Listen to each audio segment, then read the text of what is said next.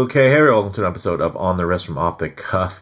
A really cool Seiko Saturday for you, where we're going to talk about one of the most hyped Seikos in terms of affordable Seikos, under $500 in a very, very long time. And I have to say, after experiencing this one in the metal, I can see why it is so heavily favored by pretty much anybody who has any experience with it. But a little bit about the brand. Seiko was founded back in 1881. They are Japanese in origin, now have factories throughout Asia. They offer all market segments from entry level to high end, and this is within that entry level space. And in terms of the type of watch, this is a chronograph. Some key common characteristics in design, which you're looking for a chrono. Of course, you're going to find external pushers to activate timing functions, multiple subdials to measure elapsed time, often featuring additional scales dependent on the subgenre. And this also falls into the niche of the VK series Meca-Quartz Boom in micros, where you'll regularly find these movements in watches around $500 and even more expensive depending on the brand. Now, this is the Seiko Essentials SSB479. It actually came out late last year, but it has been absolutely sold out everywhere you go, whether you're looking at Japanese shops or even stateside shops as well. So big shout out to Noah from thewatchconnection.com in Costa Mesa for getting me the best pricing possible. These go for $450 retail, but on their site they have them on sale at the time of filming for $382.50. Of course, you do have to make sure that they do have inventory for that. But yeah, this one is a bit of a little sweetheart, guys. I have to say, very, very nice. And I'm really looking forward to showing you why this one deserves the hype that it's getting. So with that said, let's go ahead and zoom the camera out, get this piece in hand, and take a closer look. Okay, guys. Now, very, very handsome watch. And I have to say, it's getting a lot of comparisons to vintage Daytonas and vintage Speedmasters. And it does have a lot of those characteristics. But one that I think it also does share a lot of characteristics with is Seiko's own modern speed timer. So check that out. Very cool. I'll probably eventually do a full-on side-by-side comparing these two watches. But I thought it would be important to really get a look, of course, at I think there's a direct through line in terms of design language here. So if you can't afford something like this, or maybe you don't have the wrist size to pull off a full size 42 millimeter mechanical chronograph, something like this Meca-Quartz is really going to speak to you. Now, in terms of the dimensions, 38.8 millimeters in diameter, 12.7 millimeters thick, with a 44.9 millimeter lug to lug. Stainless steel, brushed and polished. You get a box Hardlex mineral there, so very, very clear and crisp.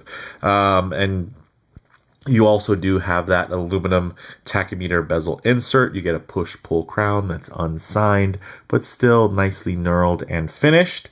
And then in the movement inside, although you can't see it through this solid case back, is actually going to be your Meca-Quartz Seiko 8T63, which has a quartz timing mechanism, but it also has a mechanical chrono action, right? So essentially, it has a 1/5 second interval timer sweep, multi-headed lever disengages that snap back or instant zero versus the sweep back to zero that you might find on other quartz chronographs. That chrono mechanism actually consists of over 20 individual parts, very similar to a traditional mechanical chronograph gear train. So that is very, very cool, and I like that very much. My goodness.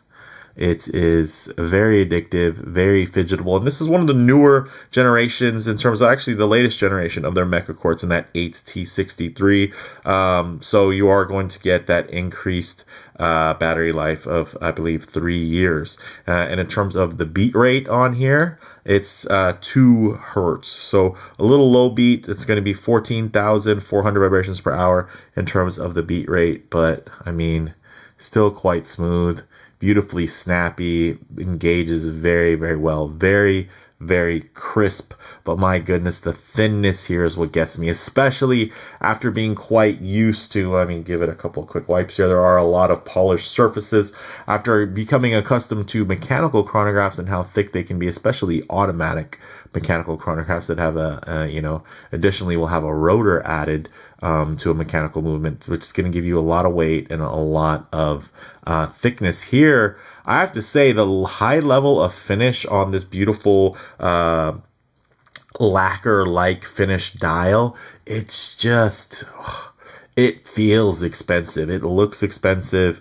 It feels, I don't know if it's going to be able to come across camera, but I will say, as somebody who owns, some pretty expensive watches and definitely handled some very expensive watches, this one right here gives you so much of that experience. But of course, where you're going to save all the money is essentially in that movement, because it's a quartz movement again with just the mechanical gear train for the chronograph.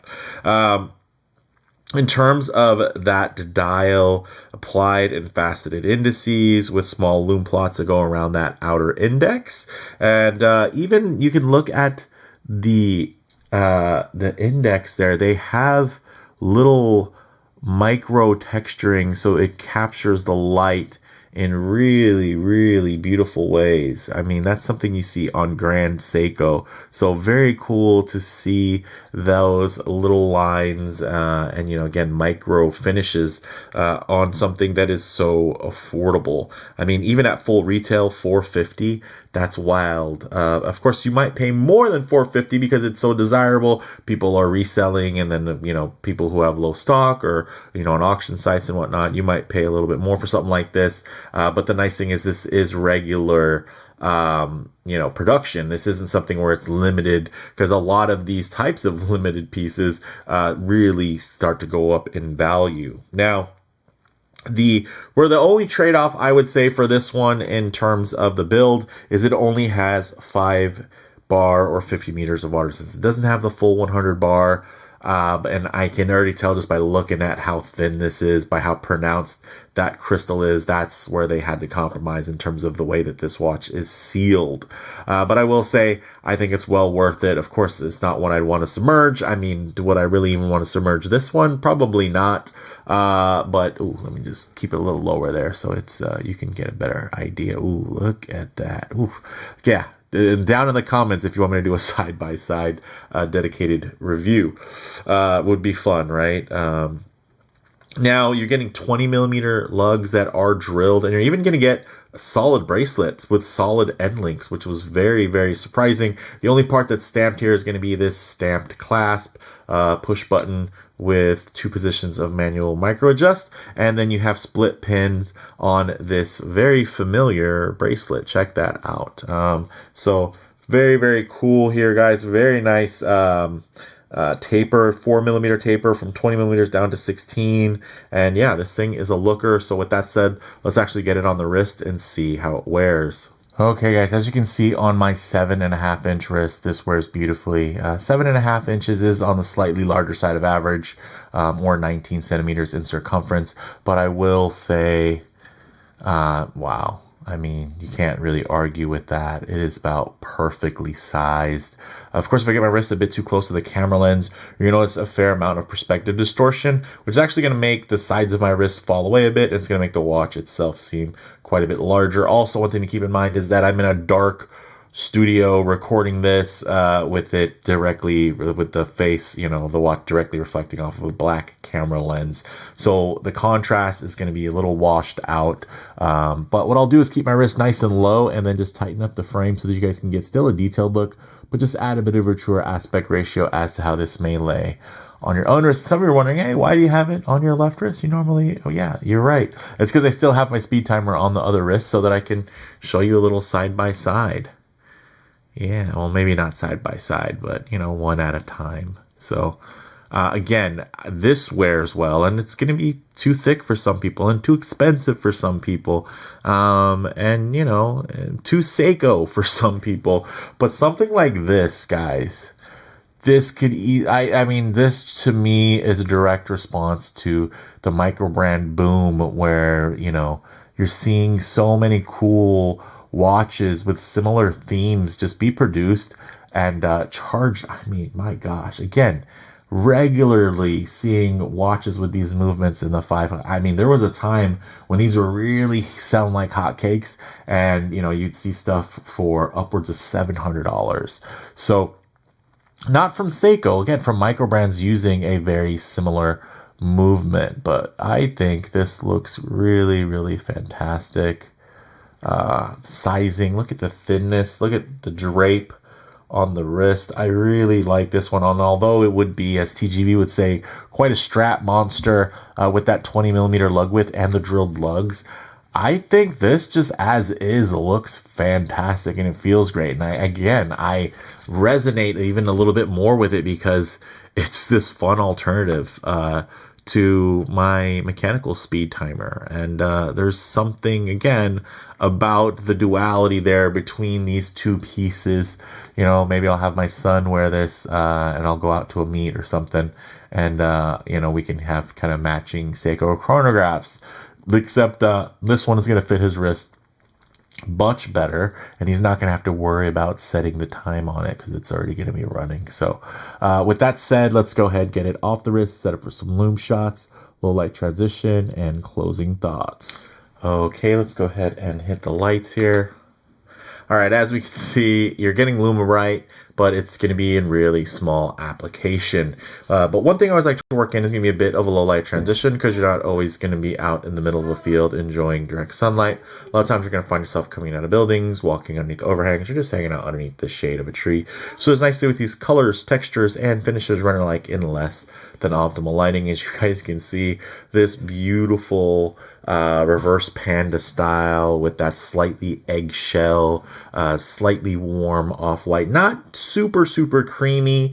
It's not a khaki or anything like that, but again, just the right bit of warmth. I think really plays off of the script, the font, everything when it comes to this dial is executed at a very high level. Even when you look at that date window, how it's shoehorned in between the 4 and the 5 o'clock indice, the nice thing is it's color matched, right? So it has that negative display. So you have the black disc with the white numeral over that, and it's just very non-intrusive.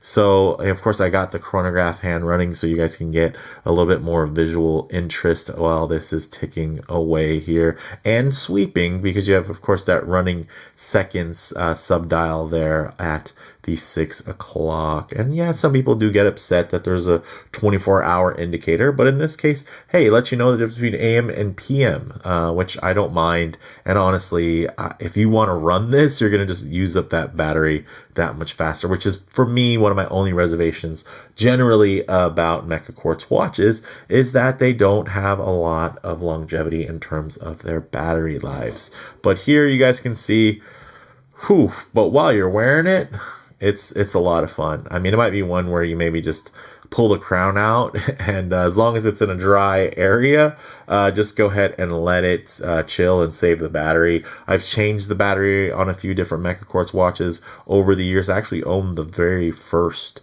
Meca-Quartz watch that Seiko released. It's pretty cool. It's if you look up in my channel history, maybe I'll leave a link to it here at the end. But it's a cool watch, and this one I think finally outdoes that one. And there's been a couple of cool ones. I might even do some more comparables, get some side by sides with some other one that's actually probably a little bit more modern, Daytona-ish, that I think is also a great choice. But this one right here, guys, for me anyway, it's clearly a leader within the space. And I think a lot of people, if you can get your hands on these, you're going to enjoy these. You're going to be very, very impressed. And it's reignited a lot of people's love for Seiko and the brand. So I think that's cool that stuff like this is still being released. Of course, there are some more, upmarket, upscale releases, which were all great, if you're on that part of your journey.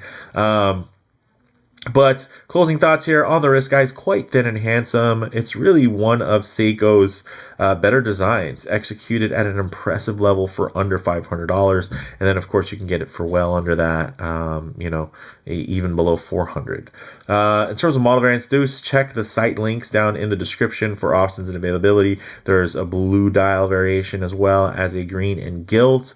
Hopefully we see more releases from here, and maybe not too many limited releases that would be like hype ones that are going to go up crazy in value, which I could easily see like a brand like Tic Tac, or really even a US brand. I would love to see somebody capitalize on such a great platform here. If my channel was bigger, I'd be trying to get in touch with Seiko and get the average bros edition going.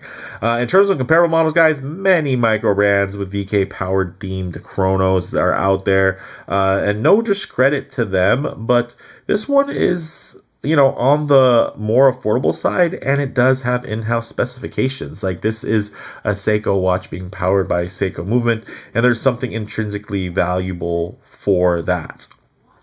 In terms of the bottom line here, guys, there's a good reason this model has been, so incredibly hyped lately. I think Seiko have undercut similar microbrand offerings while still competing in terms of quality. The quality here, again, quite impressive. Really would say the only kind of hangbacks would be the Hardlex, but then again, there's brands that are out there that are charging you even more for a watch that has a Hesselite or plexiglass, whatever you want to call it.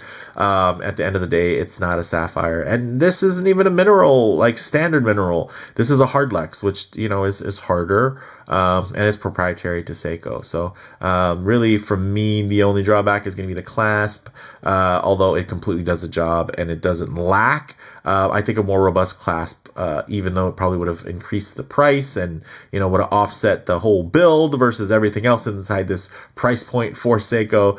I think this is a special enough watch where I think it would have been worth the investment. But let me know what you think down in the comments below. If you like the video, please hit like, and if you have any, please subscribe for more content just like this. Thanks, guys.